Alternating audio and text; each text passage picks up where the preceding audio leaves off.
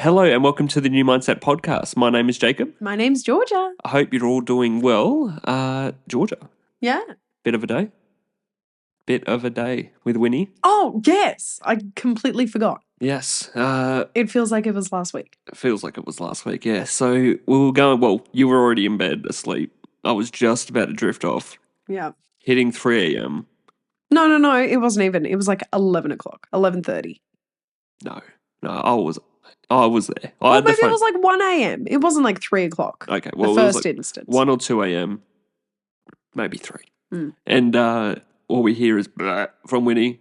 Well, I Blah, didn't blah, even hear blah. it. No, you didn't hear it. I had to wake you up because I've got that fear of vomit. Can't touch it. Yeah. Can't look at it. Can't smell it. Yuck. Yeah. But what was it? Like 7 or 8 times he started going. 7 vomits later. 7 vomits later. Called the vet. Basically, what was it? Just like maybe picked up a bit of a virus at the dog park. Yeah, it was like just sipping out of the shared water bowl. So now my thought is we bring a water bottle, or every time he drinks out of it, you empty it so that it's like fresh water that he's drinking every time. I think so. I Yeah. think so. There was another vet visit. We've had a few of them now. Just because, yeah, our first dog obviously is like 1. So every time a new thing happens, we're like, oh my God, what is this? Yeah. But he's a baby. He's a baby. He's just a baby. Just a baby. But no, he's all right now. He seems just on the rice and a bit of chicken. Yeah, rice and chicken diet. So with a little bit of medicine, but he'll get better. A little bit of medicine. He's just napping now. That's Winnie's day. How's your day? My day was good. Outside of all of that. Yeah, I had like a really nice session with a client. We made really great progress, and she was really proud of her progress as well, which is nice for her to acknowledge. And then, yeah, I guess we're getting ready for your birthday tomorrow. Oh, yes. I'm hitting the quarter life crisis. Yeah. 25. Exciting. Yeah. How exciting. I do not enjoy birthdays. I don't like any. Jacob hates them. I love them. I would love just to skip the birthday each year. I feel like, yeah, there's only 2 types of people. There's only 2 different types of people. The ones that love them and the ones that just despise them. Yeah. And we got a good combo. Yeah. But we'll probably keep this episode a little bit shorter because we've got to make a trek to the Gold Coast. Yeah. Hopefully traffic is good. Yeah, at this time. But what about you? How's your day? How's my day? I thought you were going to not ask me. No, my day's been good. I'm just coming off, what do we think? We thought I had COVID. Mm. And then it turned out to be, what was it? RSV, which is like... respiratory virus. Yeah, some respiratory virus going around. So that was no good. But that was our last episode, which was a little bit delusional. We're still going to listen to that back. I'm not excited for that. I'm excited. No, I'm keen. I don't remember it at all, so it's going to be cool. Yeah. I'm good. I'm keen for... we've got a bit of wedding prep because we can't really go anywhere because Winnie's sick. So birthday's we probably did just have an idea point. of doing a few things, but now it's a bit more homebound, but in a different place. Yeah, that'll be all right. Be on the coast. But yeah, no, good. We've got to do plan some Japan, get some study done, and some wedding chat, and we'll probably find a time for a bit of a movie. Yeah. But anyway, that was a mission. That was a mission. That was that was very efficient. Not like that was a lot to get through. That was a very efficient check-in. Thank you very much. No, that's all good. Cool. So, what are we going to chat about today? We have got what to expect when you start therapy. And, I thought, I sort of come up with this episode for you. I thought that this would be something that you would be able to explain a little bit better because this experience has come in the last year or so for you. And, yeah, your insights are probably a little more up to date than mine would be. So I thought, yeah. Yeah. You'd be up for it. So just to start with, off the bat, what actually is therapy? Am I meant to in answer your own that? words? In your own words. Doesn't have to be the perfect definition, just in your words, in your experience. What it is to me is it really is a safe space because I have a really nice relationship with my therapist. So a really safe space to be able to comfortably express really what is on my mind, but also discover the things that I'm experiencing that I can't really quite articulate. Like I might be able to scratch the surface, but through her reflections of, hey, you this type of behavior that you're engaging in is a bit different. Let's talk about that for a sec. And just being able to reflect back to me some of the experiences I'm having and give her a third party perspective is quite refreshing, quite as someone who has come from a family of always seek to improve yourself. It's quite nice to do that from a self care perspective as opposed to pushing through how can you be more productive, more successful. It's like, hey, how can you emotionally take care of yourself? Yeah, no, That was a that's a very good point. long answer. Yeah, but it's a complex like relationship with a therapist, so that makes Mm. sense. I think you're right. It's that unbiased third party viewpoint because you and I would often talk about things that are happening in each other's lives, but obviously We have bias. we've got a bias toward each other. Mm. So for us not to have that, for you to not have that bias with me or a friend or family member, a therapist was that perfect person, and you were lucky. Did you find the therapist first up, or did you have to go through a few people, or I went through, she was the second one that I found. The first one that I found, it was both.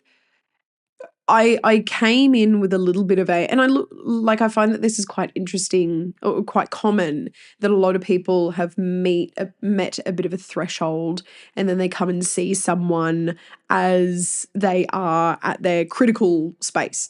So I came to this first lady when I was in a really critical spot, and we went down a little bit of a pathway that was a bit off track. And I don't know whether or not it was my prompting of, look, this is what the stress I'm coming to you with. What do I do about it? And she was trying to go from there. But after the second session, it just felt as though that we weren't really gelling. There wasn't really she wasn't really picking up on my, I don't know, my nuances, uh, my your energy? yeah, we just didn't have a right. And as someone that, you know, speaks about, having high energy and high frequency, you want to be able to be with someone that's on the same kind of wavelength with you, or at least understands and empathizes with your wavelength. Well, I think you don't have to have a therapist that is on the exact same wavelength as you, but for them to be able to adapt their teachings and practices to you. Yeah. Maybe that, but things just don't work out. People don't click, and that's fine. Yeah, and maybe that was it. It was just we didn't click. And then also there was the first session that we went to, or maybe it was the second, I can't remember. But our particular room was right next to the front door. There was a drill that was going on. They were replacing the security settings. I could hear like the kettle boiling at the front Jeez. of my room, or like the reception phone go off. I could hear chatter like while I was pausing to take a breath from the tears that I was crying. Yeah. Like it wasn't really Yeah. like that didn't make me feel safe because it felt like anyone could listen in if all of this stuff was happening. Yeah. Yeah, no, I get that. Yeah. Whereas the second lady, totally different experience. Good. Yeah. We'll probably touch on that in a little bit. So you already sort of spoke about it previously, but so therapy isn't just for someone that's at their critical point of, they're going to snap, they're going to have a mental breakdown. They've already had their breakdown. Yeah. They're in the worst spot of their life. Like it's not just for those sort of people. Like, is No. that If anything, the whole point of going, I think, is to understand yourself enough and equip yourself with the tools to be able to feel and express your emotions healthily. And I feel like you need to keep going until you get to that spot. Or even if it's not really a thing that you can ever achieve because you're always going to have different experiences. Like, for example, you could go to therapy about something that happened in childhood and then have a 3-year hiatus and then someone dies. And then you've got a whole grief, trauma, loss piece that you have to work through. Like the childhood experiences aren't going to equip you the same way for loss and grief. So you might have to go back to therapy and help and process those emotions. But it's not really for, hey, I need a solve for my immediate, very intense concern right now. That might take 4 weekly sessions and then I'm done. I don't see it that way. That may be how some people see it, but I definitely don't. Yeah, it's such a cool, like I was saying before, it's such a just a complex relationship to have with someone where Mm. you've got this person that is just there for you Yeah. whenever you need them. Like just quickly, I'll touch on mine. I Yeah. saw my psychologist when I was younger for I'd say 2 or 3 years, and then we had like a 9-year break, Yeah. and then I came back, and it was just, hey, How you going? and yeah, What's changed? kicked it off. Like you Yeah. said, yeah, it's not like it's weird. It's not like we get a half yearly dentist checkup, we get a car checkup, we get physio every now and then. It's not like that. It's you've really just got to be emotionally intelligent, emotionally aware to be like, I need, or I can feel that I'm going to need to speak to this person. So yeah, you don't have to wait until it's terrible. Critical. Yeah, you don't have to wait for that. Yeah. So I think that's a good thing to point out because you're not really taught that. Like, who's there to tell you that? Yeah. Yeah. And I Yeah. suppose if you can go there beforehand, Well, that's it. Then it won't get as bad yeah. or get as severe because you're working through it. It's not like you're going at it alone. Well, you'll have the skills and strengths to be able to work through it when it gets to that point. Say, yeah, if you're, let's just a quick example. If you're, one of your parents have been diagnosed with cancer. Okay, Yeah. how can I process that? I'm going to go chat to this person, therapist, and we're going to have a chat and basically work through what happens when they pass Yeah. because it's going to happen Yeah. eventually. How do we how am I going to live? What am I going to do? And when you get to that point, it's like, okay, I'm, I've done all the work now. Yeah. I've done it. Not saying it's going to be any easier, Yeah. but you're better off with that challenge. It's just like how you prep, like how you prepare or how you rehearse or how you practice anything, like preparing for a performance or, you go to practice for your big tournament.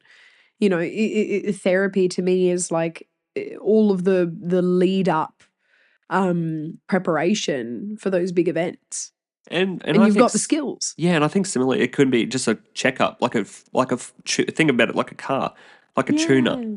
Or I listen to this podcast, this footy podcast a lot, and they speak about mental fitness instead of mental health. The word shifted. So you'd go and see a physio if you got a sore back, or if my sleep schedule's out and it's been out for a few months, and maybe I'm having a drink here and there and gambling a little bit more, or whatever you've got going on. Yeah. It's like, okay, I can see these patterns starting to creep in. Let's go and get this sorted out. Yeah. But yeah, no, that's awesome. So therapy is basically for anyone, Anyone and everyone. just yeah, and at any moment of your life, you don't have to Yeah. wait for anything in particular. I can't really speak for this one too much. I don't remember it, but were you scared? Like, what were you worried about going into that first initial session? I think I was more so especially with my first lady that I went to see, that was kind of a bit of a brain dump of like, this is all of the stuff that is going on in my life, and she kind of had to try and pick it up from there. Yeah, we'll speak on her though, because that's your first ever experience. So Yeah. were you worried going into it? Or what was the sense of feeling? A little. I think because I had waited for that critical, oh my God, I was quite nervous to just let it all out, which that actual act of doing that, it doesn't frighten me, like speaking my mind, in that kind of space, because I'm like, We know that. because this person it is their job to listen to me speak, like that. And you love to speak. I love to speak. So they were there hearing all of this stuff. I guess it was more so, how quick is it going to work? And what kind of tools are they going to give me? Are they just going to sit there and validate my feelings? Because I don't just want my feelings to be validated. I want to be told that I'm wrong if I'm wrong. Or I want to be told, hey, have you ever thought about things from this angle? And I needed that kind of relationship, and that's the kind of thing that I wasn't really picking up from the first lady, and that's what I was concerned about, that I was never going to get that. So that was probably the prompter But to shift. but speaking about going into the session specifically, were you? It sounds as though you're a little bit impatient and probably a little bit naive to the whole process. Like you weren't fully trusting in it. Yeah. But like, how would you know? Like you didn't know what to expect. You didn't know what sort of questions would be posed. You didn't know this person. Um, They didn't know me. they didn't know I'm like a you. bar of soap. So So yeah, yeah, I think it I think was, from memory there was like an age gap as well, and that's probably all new to you as well. yeah. Yeah. Like you, what? How old were you? About 23, 24? And opening up. Sorry. Yeah. Yeah, like, and then you're opening up suddenly to this older lady, and it's like, you know, typically that's unusual. Yeah. Unless it's, a mum, an auntie, grandmother, like it's a new experience. Yeah. Um, but I think a lot of people are worried about it. Yeah, I think so. I think they're nervous about, look, I'm going to put all of this out on the table and now I don't have a solution for any of it. I think that's sometimes where the worry comes from is, look, I've told you all of this. What are you going to do with all this information? I want a solution now. I think that's where a bit of the, not so much worry, but probably like the concern of like, okay, I've told you all of this. Now it's all out in the open. And especially if you don't close your session nicely, which is what the job of the therapist is to do, is to leave you in a good spot, even if they go over time, which is what I love about my therapist. She'll never leave me. Yeah, I know. she's awesome. Yeah. And you've called me a few times being like, hey, you okay? But yeah, she'll make sure that I leave a session in a great content spot. But I think sometimes that's where the concern is, that you pour everything out. You're like, okay, let's fix it now. But the first few sessions are literally just a therapist trying to map out your world, or at least your immediate concern and all the things that relate to it. And I understand that a little bit more after doing my studies and after doing a few assessments in my own counseling studies. That makes a lot more sense now, building that rapport with that client. And that's what she was doing with me. Yeah, just trusting in that process, in that person, but they've got to be able to give you that sense of trust.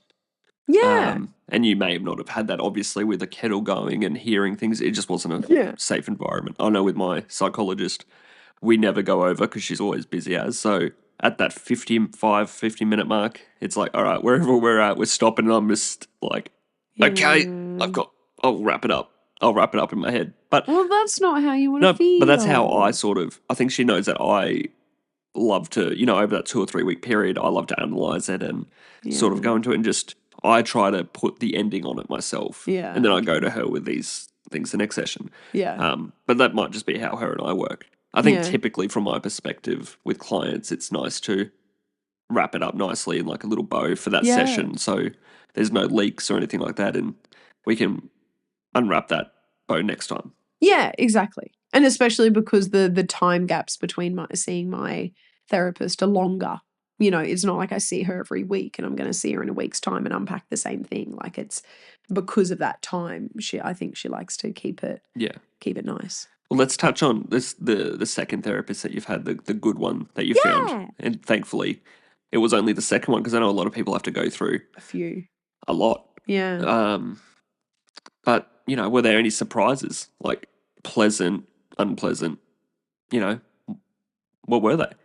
I think the fact that I actually show up quite happy to my appointments, that was something that was a little bit shocking. And as well that she just, I think, and I don't know whether or not she's just got really good talent, and she covers it really well, but I think that we have a lot of similarities in terms of just individuals. Like our family relationships, our attitudes towards work, our, even our romantic relationships. Like, there's been certain things that she shared with me that said, like, I know about the perfectionist thing. I know about trying to make your parents proud to the point where you overwork, or to the point where you are working so hard as an individual that you lose touch with all the externals of your friends and that kind of So thing. you've been able to relate a little bit, which surprised you? Yeah, yeah. I think being able to, for her to say, look, I hear you and I feel you and I get you. Like that was really powerful to me to actually have someone like, holy smoke, someone gets where my mind is at. That was really powerful to me. And Yeah, that's it what sounds it's like it really was about. more than empathy. It was like we've shared this experience before. Yeah. Yeah. Yeah. And she's just able to let me run and just speak. And sometimes in my most recent, I've just said, look, I've got a mission. And I have my like Ambition. a mission. Oh, did I Yeah. have a B? Sorry. Yeah. A My mission. nose. A mission. And I have like 5 points that I'm like, look, this is what's on my mind. These are my 5 points. If we can do them all, great. If not, like make this a note for next time. And she has really detailed notes. She takes record of all the things that are going on so that if I lose track, she's able to kind of piece piece together the story if I lose track. She can piece a story together when you lose track, eh? Hey. Yeah, good. No, that sounds cool. It's just like you found that person Yeah. and you just know it. Yeah. And I think she knows, and I've also set, benchmarks of look, like I don't want to depend on you for decisions, but I'm just at a space right now where I'm ready to understand myself at a deeper level and something that I can't really facilitate, or at least I individually cannot facilitate by myself. I know that you can read books and you can do activities and you can Yeah. do courses, but for me, I need a person to be able to help me with that.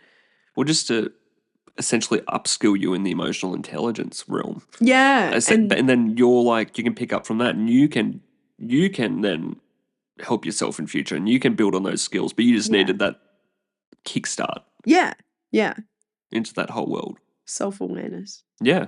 And self-awareness, emotional intelligence, and just basic. And it's hard because, yeah, like some people never find themselves, but you've sort of really found yourself and who you are through therapy, which is really cool. Yeah. Which Yeah. she's been able to bring that out. So that's awesome. Woo! What should someone expect when they first start therapy? I would say definitely allow allow for that just getting to know you phase and moment. What do you mean by that? As in just allow, don't try and force a resolution for your immediate concern in the very first session. At least that might not be the case for very drastic situations, like if there's suicide ideation or if there's very difficult behaviors that you're managing. Look, the therapist will obviously try and come to some kind of resolution with you as quickly as they can in the first session. I think some of those more serious ones are more outside of the therapist's actual capacity to deal with. Like that's more of a hospital. If someone's, Yeah. that going down that suicide path, that's more of a hospital concern. Yeah, no, that's so true. So if we say, I'll reframe the question. If someone was in more of a general, you know, not as severe as, I'm going to commit suicide or my friend's going to commit suicide or my parent is or, anything like that, or they're going to overdose soon, or, let's just say it's in a general stress. I'm very stressed. The world's not feeling right. Something's off. Yeah. Yeah. What should What someone would just they expect expect? in a normal conventional session? To open up about the things that are on your mind. And your initial thought may be questioned or may be challenged in a comfortable space. Like, obviously, it's the job of the therapist to get to know you, to be able to dig a bit deeper into your story, who you are, but have that expectation that you are going to really unpack what is going on in your head, and what your first thought might not be your final thought on that particular topic. Like, feel comfortable digging deeper. That's what the whole point of a session is. To feel comfortable being uncomfortable, I Yeah. suppose. Like it's not it's the greatest experience once you're in there. Yeah. But to get in there and get in that space, and for some people, like if you come from a family, like if you were to come from a family that they don't talk about mental health, or your friends don't talk about it, or the school didn't prioritize it, like all of a sudden there's this shift in your whole universe, and Yeah. that's daunting.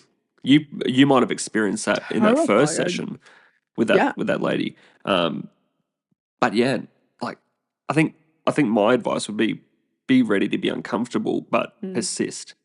Yeah, it's not going to be a quick fix. It's not going to be an overnight. You're not going to solve all of the world's problems and all of your world problems in 1, 2, 3, 5 sessions. Like, it's an ongoing process.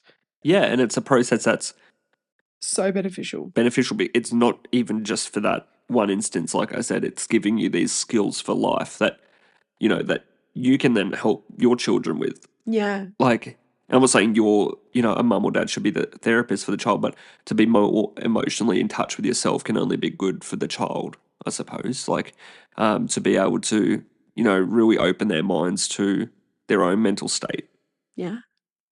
in moderation. Yeah. I think there's something to be said about going too far down the whole understand yourself. I think that's another episode, but yeah, no, that's cool. What should someone, you know, so you're saying like they should just persist and be willing to be uncomfortable and be open. How do you know, just quickly, how do you know that you've got the right person though? Like the right therapist, the right counselor, the right psychiatrist. Like how do you know? Like what was that feeling for It was you? a feeling of just, I don't know how to articulate it, but just, ah, I can sit here, you're going to listen to me, we get each other. To me, it was an energy. Like, it wasn't really like after the third session, I knew she was the one. It was after the first one when she could empathize, when she kind of like made sure she kind of didn't interrupt, but made sure that she got the names, made sure that she got the story. Hey, can I just pause for a second? Can I reiterate this to you? Have I got this right? She actually took time to make sure that I felt understood and heard. And just that made me feel, wow, okay, I can really open up. Like safe? If you had to put a Yeah. word to it, you'd felt I felt safe. safe. I almost felt like the tension that I was feeling really was coming out. Like the stress in my shoulders, like I'd be relaxed by the end of the session because it was all able to come out and she was able to unwind it for me. Yeah, like with that first lady, it sounds as though you were sort of vomiting these words out. Sorry, Winnie, for that vomit word. You were sort of letting these words out and they were sort of becoming conjoined and nodding in the air between you. But Yeah. then with this lady, it's sort of just unwinding and smooth.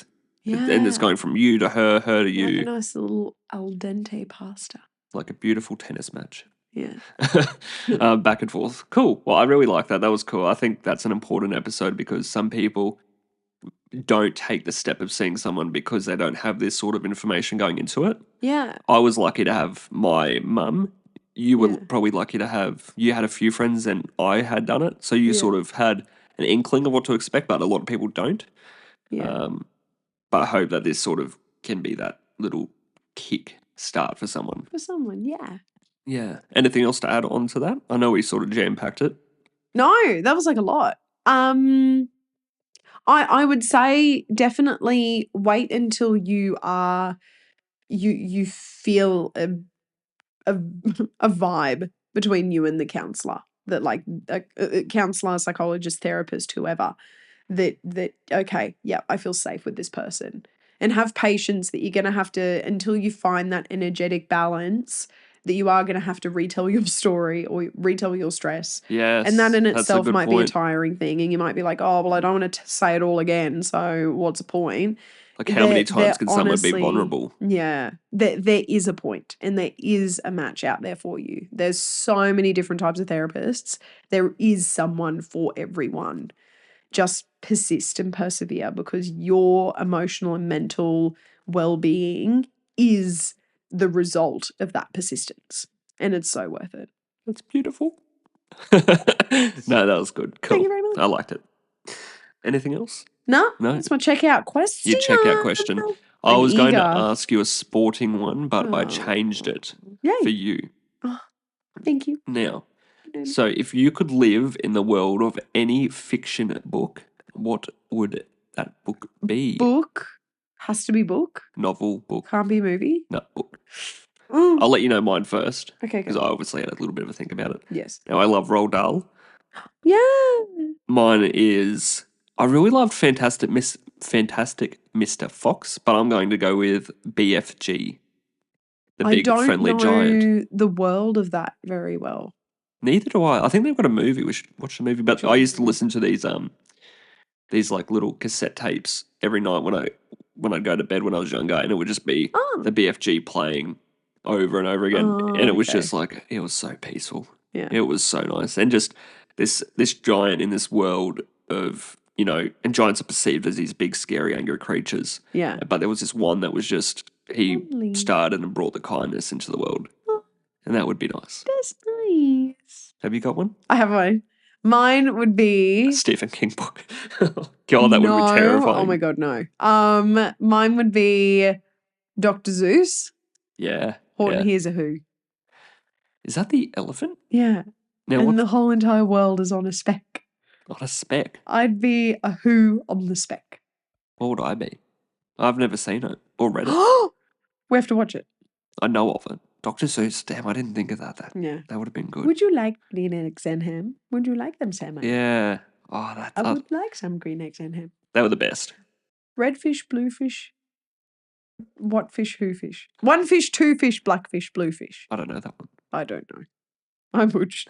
You butched it. Sorry, Well, Dr. Zeus. well, that's a good way to finish. Love it. But no, that was awesome. I really enjoyed that. Thank you for asking those questions. Thank you for being vulnerable yet again. Banadabala. Vulnerable. And now we are off to the coast, and hopefully Winnie can hold it together and get better. I know. But thank you so much for everyone for listening, and I hope you go good. Kick it for 6. Go good. Kick it for Amazing. 6. Thanks, everyone. See ya, guys. Bye. Bye.